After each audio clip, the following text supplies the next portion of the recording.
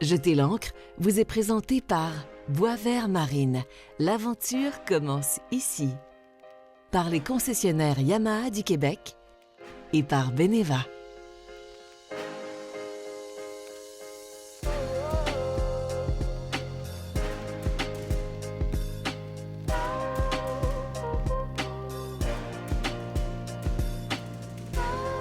Cette semaine, on poursuit notre visite des plus belles marinas du Québec. On se retrouve sur la rive nord du fleuve Saint-Laurent. On est au port de plaisance Berthierville, qu'on appelle maintenant Marina Bobino-Berthier, puisque c'est eux maintenant qui la gèrent. Une marina qui est bien protégée dans ce beau chenal ici, qui donne accès au lac Saint-Pierre, où on va d'ailleurs aller taquiner le poisson. Je pense que vous ne voulez pas manquer ça. Bienvenue à Jeter l'ancre.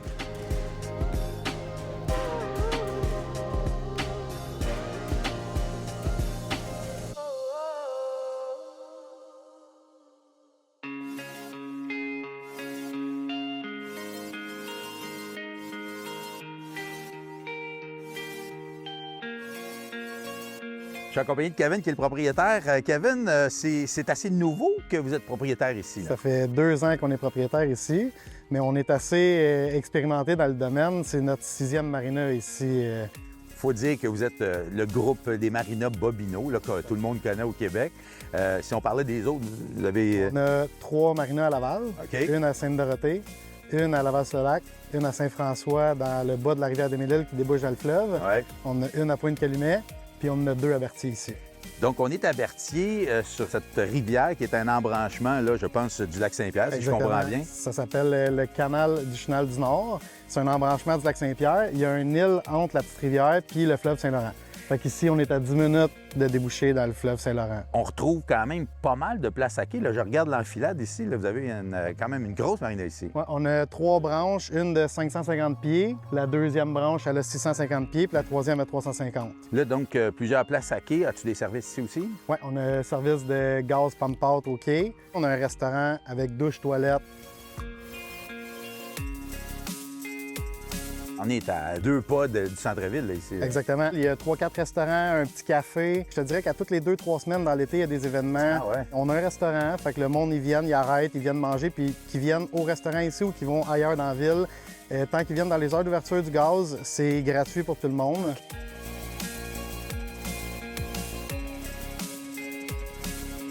Est-ce que vous pouvez aller à toutes sortes de grosseurs de bateaux ici? L'eau, c'est assez profond? Ouais, au milieu du chenal, il y a toujours entre 20 et 25 pieds d'eau. OK. Fait qu'on est correct en masse. Même au quai, on n'est jamais vraiment en bas de 15 pieds d'eau. Mhm. C'est sûr que rendu à 45, 50, on commence à être étiré un peu, mais Ouais. en bas de tout ça, j'ai aucun problème. Ici, ça ressemble à quoi une balade là, pour une journée? Là? On peut aller ou sinon plus long, là? L'avantage qu'on a ici, c'est qu'il n'y a pas d'écluses. Ici, tu peux t'en aller à Trois-Rivières, c'est 1h30, t'es rendu. Dans le Vieux-Port, c'est 1h30, t'es rendu. En face, il y a le Richelieu, le lac Saint-Pierre. Donc, c'est un endroit qui est parfaitement situé. Exactement. J'ai environ 6 places visiteurs que je garde en tout temps, OK. plus les places que quand mes clients ils partent pour 1 semaine, 2 semaines en vacances, que je peux me servir de leur place pour accueillir du monde. Si quelqu'un veut débarquer ici pour une journée ou deux, coucher à leur bateau, aller visiter, il n'y a pas de On problème. est à un numéro de téléphone du bonheur. On vient d'arriver, puis c'est vraiment le bonheur. Je sens que c'est un endroit qui a l'air le fun. On a bien hâte de découvrir ça. Merci de ton accueil, Kevin. Ça fait plaisir. La chronique bateau est une présentation de Bois Vert Marine. Vous regardez l'émission depuis longtemps, vous dites, là, c'est le temps, je m'achète un bateau. Quel choix je fais? Max, Thomas, tu vas nous aider, nous éclairer là-dessus. Qu'est-ce qu'on doit faire quand on veut acheter un premier bateau? C'est très important de déceler ce qu'on veut faire, premièrement, comme type de navigation, de la pêche, du ponton, des sports nautiques, dormir sur l'eau. Et c'est important aussi de choisir selon le plan d'eau qu'on veut naviguer. Effectivement, si on est en rivière, si on est sur un petit lac, sur un grand lac, etc. Parle-moi des pontons, par exemple. Qu'est-ce qu'on fait avec un ponton? Oui, comme par exemple, chez Starcraft, on peut retrouver plusieurs gammes de pontons très luxueux, comme des bateaux plus d'entrée de gamme, ou même on peut faire de la pêche avec des pontons. Ah ouais? Oui, c'est un nouveau créneau souvent qui est amené. Plus de confort, plus de stabilité, plus d'espace. On veut faire du sport, on veut tirer des gens derrière le bateau. Oui, des embarcations de type plaisance, comme du bateau de fibre de verre, principalement avec des fameuses tours pour tirer quelqu'un à l'arrière, faire des sports nautiques. C'est vraiment le bateau. Et puis, si on veut partir pour un week-end sur son bateau, jeter l'ancre en quelque part, passer du bon temps, là, on doit aller automatiquement dans un bateau un peu plus gros. Oui, exactement. Les bateaux de type croiseur, un petit peu. Donc, équipés pour coucher dedans. Encore là, on peut aller de 21, 22 pieds pour petit cabine qu'on appelle, jusqu'à du 60 et plus en montant, selon votre budget que vous voulez mettre. C'est aussi ça. Il y en a pour tous les budgets. Oui, c'est très important de respecter son budget. Bien, écoute, c'est de judicieux conseils. On va suggérer aux gens de vraiment s'informer de bonne façon. Oui, s'informer auprès du bon concessionnaire, c'est toujours très important. Merci beaucoup, Max. Merci à toi, Alain.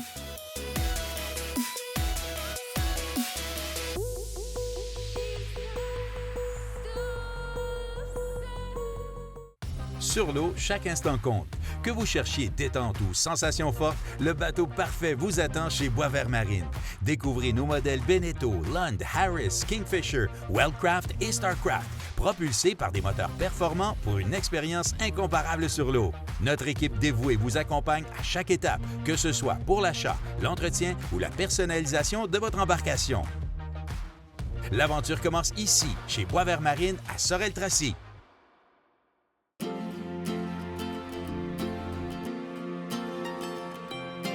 Qui de mieux pour nous parler de cette belle ville de Berthierville que le maire, M. Lahaye, bonjour. Bonjour. Merci de nous accueillir chez vous. C'est beau, Berthierville. Je la connaissais parce qu'on passe des fois sur l'autoroute, comme beaucoup de monde, j'imagine. Il faut s'arrêter ici, là. Absolument, absolument. Puis là, présentement, on est au parc Belvédère Jacques-Lavallée. En face, on a le parc Sainte-Geneviève. On a aussi la descente de bateau, le parc Gilles Villeneuve, qui est important aussi pour le côté nautique. On veut attirer justement les gens qui arrivent en bateau ou en embarcation. Parce qu'on est direct dans le vieux Berthierville, là. Absolument. Si on parlait un petit peu des activités qu'on retrouve ici et des événements à l'année, ça doit être une ville vivante. La ville, on organise des événements, la fête des sucres au printemps, le Berthierrip, c'est une fête interculturelle, musicale, puis il y a des dégustations aussi de différents pays. Ça se passe en juillet et on a quelque chose qui est très, très populaire, c'est les concerts de Noël. Ça se passe à l'église. Les dernières années, on a eu quand même des artistes comme Grégory Charles, Marc Hervieux, des noms connus et appréciés des Québécois, là. Et bien sûr, il faut parler du musée Gilles Villeneuve parce que ça fait partie intégrante de cette ville-là. Lorsqu'on parle de Berthierville, la première chose qui vient vraiment aux gens, c'est le musée Gilles Villeneuve. Ben oui. Que Gilles Villeneuve a été un personnage vraiment marquant au niveau de la ville. Donc, un incontournable pour nos plaisanciers. Venez faire un tour ici, s'arrêter, manger, même passer une nuit à quai, puis profiter de tout ce qu'il y a à voir ici à Berthierville. Absolument, c'est une invitation. Bien, le musée Gilles Villeneuve, c'est des milliers d'objets qu'on a ramassés au fil de 40 ans. Et c'est une collection qui regroupe des voitures de course, qui rappellent les débuts de Gilles, entre autres, des souvenirs de Grand Prix, des trophées, des habits. On a un beau tour d'horizon de la carrière de Gilles. Gilles, c'est un exemple pour bien du monde. C'est un exemple aussi de ténacité. Puis le musée, c'est un peu ça aussi. On est très, très fiers d'attirer à Berthierville chaque année des visiteurs de 40, 45 pays différents. Souvent, c'est des Italiens, là, où Ferrari était. Et souvent, ces gens-là nous disent avoir fait le voyage au Canada pour venir à Berthierville, au musée Gilles Villeneuve. Ça, c'est un classique. Enzo Ferrari. Lui, Enzo, il adorait Gilles. Là. Pour lui, là, c'était... Waouh! Il a aussi fait une course de bateau. C'est sur le lac de Combe, en Italie. Gilles a participé avec d'autres pilotes de Formule 1 à cette course-là, qui avait gagné en plus. Donc, une des nombreuses victoires de Gilles. Primo Gilles Villeneuve. Que ce soit dans le ciel, sur la piste ou sur l'eau, je pense que c'est un talent exceptionnel. C'est très facile, si on vient en bateau, de se déplacer jusqu'au musée. C'est une belle occasion d'agrémenter son passage à Berthierville et de découvrir ou de redécouvrir le Berthollet qui était le plus connu à travers la planète, Gilles Villeneuve. Plaisanciers, naviguez en toute sécurité avec Suivez la vague et Nautisme Québec. Michel, qu'est-ce qu'on entend par sport tracté? En fait, un sport tracté, c'est tout sport pratiqué à l'arrière d'un bateau, OK? Sans nécessairement avoir de corde, comme exemple le wake surf. Comment on fait pour que ça soit agréable, ces sports-là? Bien, les choses importantes, c'est la vitesse que le bateau va prendre, nécessairement fait en sorte que c'est relié directement à la sécurité. En slalom, on va se rendre jusqu'à 58 km/h pour le bateau. En wakesurf, par exemple, on va se retrouver peut-être à 14, 16, 18, dépendant. Puis tous les autres sports, entre les deux, demandent des vitesses différentes. Qu'est-ce que tu recommandes pour que ce soit sécuritaire? Bien, les premiers points, vraiment, ça se passe au niveau du pilotage. Celui-ci, le pilote doit vraiment voir où il va, s'assurer dans une zone non dangereuse, pas à proximité des bateaux, OK? S'assurer que le positionnement des invités à l'intérieur du bateau, OK, fait en sorte que, au-delà de la visibilité, qu'il n'y aura pas un débalancement non voulu, peut être voulu pour le wakesurf, mais surtout un non voulu. S'assurer qu'il y a une vigie, que le son, l'environnement sonore ne devient pas trop important et ne plus se comprendre justement dans les communications entre skieurs et pilotes. S'assurer que tout ce qui est niveau distraction haute, c'est-à-dire les autres bateaux, la vague, soit vraiment contrôlé. C'est ce qui rend le sport le plus sécure en tant que tel. Je prends un exemple pour le tube, qui peut se pratiquer maintenant. Il y a des tubes à 2, à 3, à 4 personnes. La vitesse qui va être demandée pour déjauger le tube ne sera pas nécessairement la même, mais il restera toujours que l'élément de sécurité, c'est-à-dire, en tube, on le sait, c'est le fun, là. On swing le monde, on a une longueur de corde.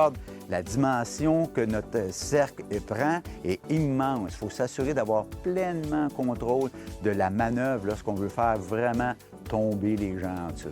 Michel, il y a des manières de communiquer entre la vigie et le participant? Effectivement, c'est tous des signaux manuels. Évidemment, on ne peut pas s'entendre à crier. Donc, plus vite, moins vite, on tourne, à la maison, on coupe. C'est tous des signaux qui, finalement, permettent de garder l'activité sécure. Bien, j'ai vraiment hâte d'y aller avec toi, Michel. Parfait. On garde ça le fun.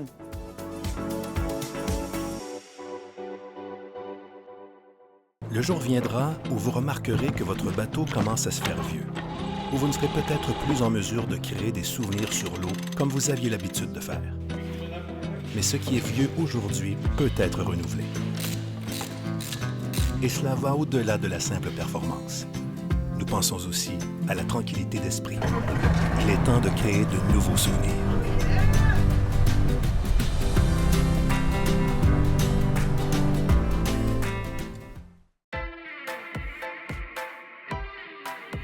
Évidemment, il y a des gens qui ont des bateaux et qui viennent faire de la navigation un peu partout, mais il y en a qui n'en ont pas, puis ont le goût de profiter du plaisir de l'eau. Jonathan, on est à la pourvoirie du lac Saint-Pierre. C'est un endroit qui est magnifique, premièrement, mais il y a beaucoup de choses ici. Qu'est-ce qu'on retrouve ici?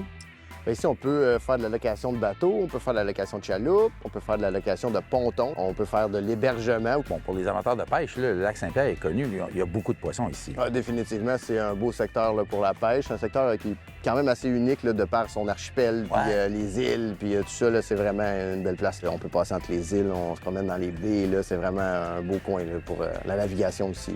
Tu as parlé d'hébergement, vous avez quelques chalets, je pense, hein? Oui, exactement. On a 3 chalets là, près de la pourvoirie là, qui sont accessibles en voiture. On a un chalet sur une île. Lui, il faut y aller en bateau. Là, fait que ça ajoute là, quand même du cachet là, à l'expérience de location. Puis là, maintenant, on a 2 bateaux maison.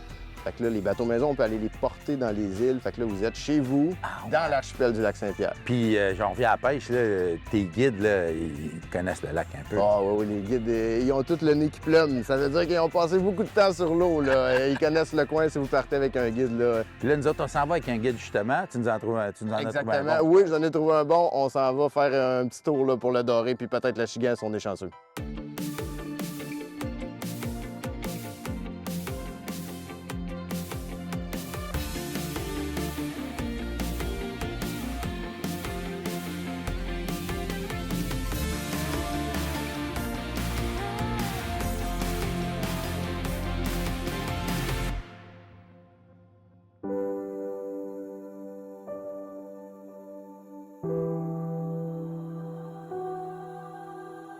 Oh, ben, t'as quelque chose, là.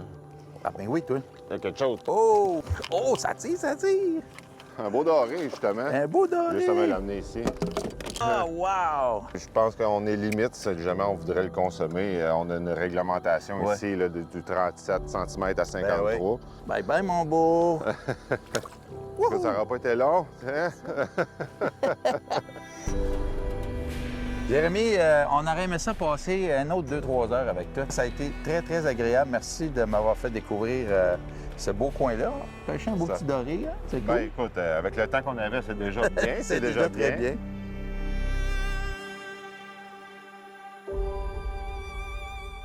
Cette chronique équipement vous est présentée par Atmosphère, le meilleur du plein air. Encore une fois, cette semaine, on va répondre à vos questions. Vous êtes nombreux à nous écrire et comme sûrement toi aussi, Simon, les gens se posent des questions sur les planches à pagaie. Pour quelqu'un qui n'a jamais fait ça, là, c'est-tu difficile de garder son équilibre là-dessus? C'est certain que si on se lance debout la première fois, on risque de tomber en effet, mais le but aussi, c'est de commencer tranquillement. On peut se mettre à genoux pour commencer, tranquillement une jambe, l'autre jambe, puis trouver aussi l'endroit sur la planche à pagaie qu'on est aussi à l'aise. Une autre question qu'on reçoit, est-ce que la longueur aide ou la largeur aide à un meilleur équilibre? Oui, mais il y a aussi la performance sur l'eau, notre poids aussi qui peut influencer. Donc, c'est sûr qu'une planche plus effilée, plus longue va nous aider pour garder un bon cap, avoir une bonne vitesse. Plus large, plus courte va peut-être être plus stable. Donc, dépendamment de l'activité, le cours d'eau, c'est important de vérifier justement avec nos besoins. Une autre question qu'on a eue, c'est le vent. Est-ce que ça impacte sur sa planche à pagaie?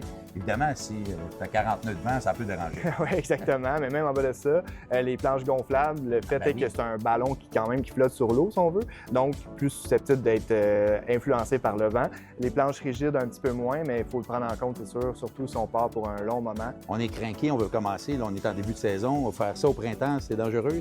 Ça se fait? L'eau froide est vraiment un facteur très important à prendre en compte. Dans les lacs, on peut s'équiper de vêtements nécessaires. Il y a aussi l'auteur des cours d'eau, surtout dans les rivières. Il ne faut vraiment pas négliger ce phénomène-là qui est très dangereux avec le courant.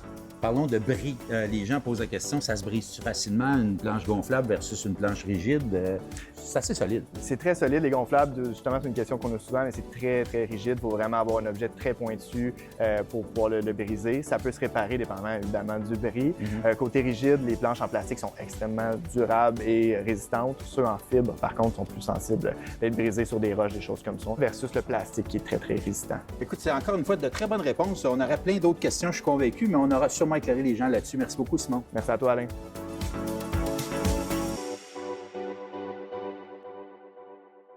J'ai toujours trop changé d'idée. Fait que quand j'ai encore changé mon auto pour une moto, je me suis dit, faut que je change quelque chose.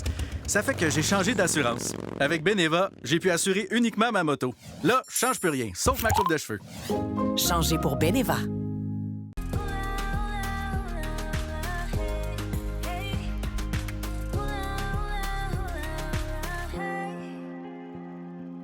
C'est un plaisir encore une fois de m'entretenir avec Marc-André Loyer de chez Yamaha parce que tu arrives toujours avec de la technologie incroyable.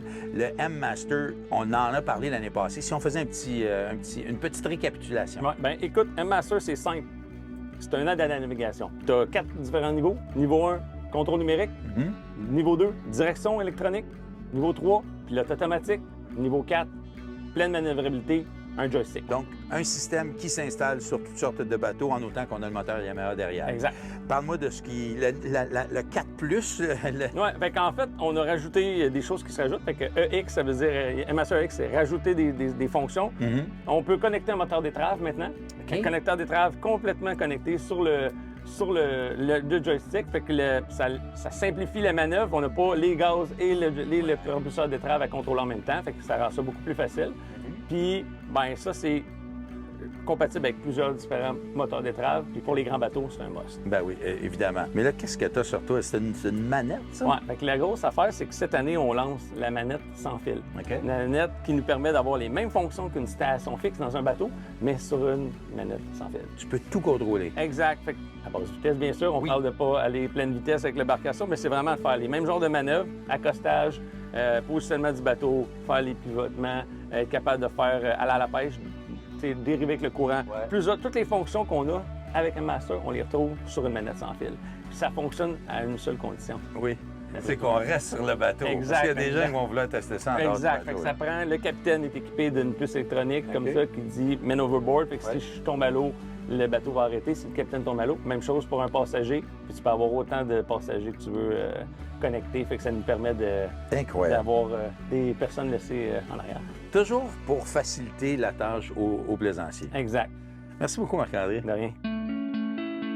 Il fait beau, il fait chaud, on s'en va sur l'eau, je suis un homme heureux, puis en plus, on m'a dit que le bateau était très beau. Voici nos plaisanciers. Alain, Mélanie, salut! Salut! Enchanté. Bienvenue chez nous. Hey, merci. Bonjour, Alain. Tellement gentil et gentil de m'accueillir comme ça sur votre bateau, qui, ma foi, est très, très beau. Bien, merci. C'est un Prestige. Oui, c'est un Jeannot Prestige 390. OK. Puis, c'est notre petit bébé. C'était un projet de retraite. qui finalement s'étire un peu dans le temps. Comme tu vois, on est malheureux. Ben oui, vous avez l'air bien malheureux. Et si on allait s'étirer dans le temps un petit peu sur l'eau?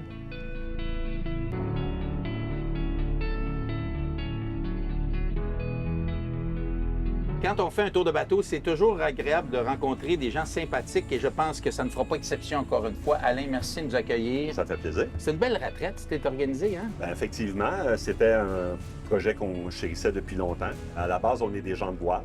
Donc, on a décidé de scinder le budget en deux. Donc, s'acheter un bateau moteur ici, qu'on pouvait en profiter durant l'été, et se garder un budget location.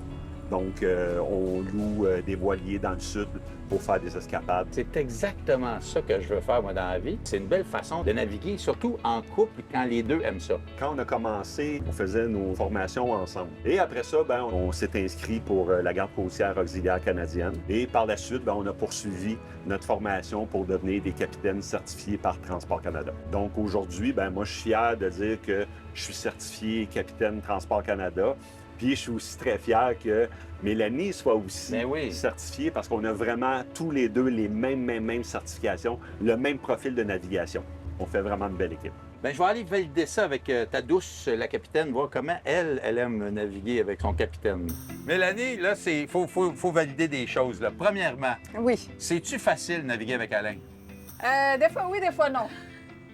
Parce que on aime beaucoup avoir le contrôle les deux. Oui. Alors, c'est sûr que quand un a le volant ou l'autre fait d'autres choses, ben on aimerait faire les choses à leur place. Et puis, mais je trouve qu'on a trouvé la recette gagnante. Ouais. Avec beaucoup d'expérience, les 8 dernières années sur le bateau, on a trouvé notre place. On a trouvé notre place, où aller, quoi faire. Et puis, Alain, je le trouve génial sur les cordages. Et sur les cordages. Et toi, tu es génial pour sortir de la marina.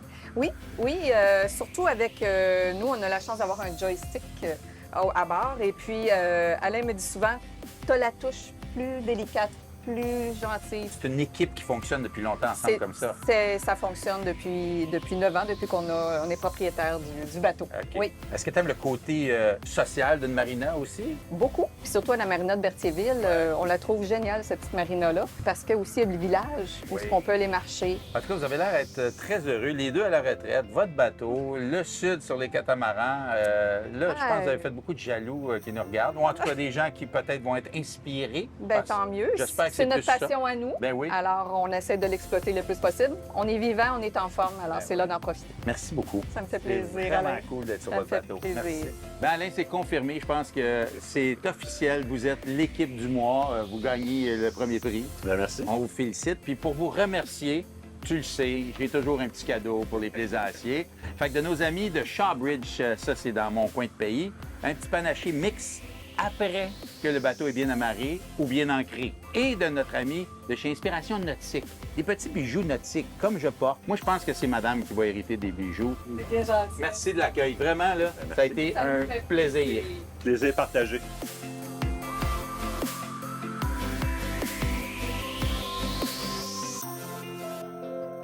Je trouve ça vraiment cool que des villes choisissent le nautisme comme faisant partie de leur offre de tourisme. Bravo à la ville de Berthierville et merci à tous ceux et celles qui nous ont accueillis ici, Kevin, le directeur de la marina, mais aussi nos plaisanciers Mélanie et Alain, qui ont été des hôtes fantastiques avec qui on s'est accroché les pieds un petit peu et ça a été fort agréable. J'espère vous revoir très, très bientôt. D'ici là, bonne navigation. Salut! Jeter l'ancre vous a été présenté par Boisvert Marine. L'aventure commence ici. Par les concessionnaires Yamaha du Québec et par Beneva. Pour du contenu exclusif et revoir les émissions, visitez jeterlancre.tv propulsé par Octantis.